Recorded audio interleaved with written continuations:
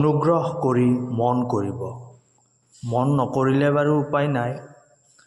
আজি ৰাতিপুৱা সোনকালে বিচনাৰ পৰা লেন কৰিয়ে মই ডাবৰলাল দন্তমঞ্জন কৰি ল'লোঁ। তাৰপিছত একাপ নাছিৰুদ্দিন চাহ লগত যোৱা ৰাতিয়ে গৰম গৰম কেৰাহীত নৰম নৰমকৈ ভাজি থোৱা ৰুটি দুখন খাই ল'লোঁ। সেইকাৰণে চাওঁ বাহিৰত আজি ক'ত কি পাওঁ খাবলৈ। এইফালে জোন্তি আকৌ হাকুটিৰে পাৰিব নোৱাৰি, কিন্তু আমাৰ এই স্কুলত থকা অমিতাডাল পাৰিনে চাওঁ ৰ'বকচোন।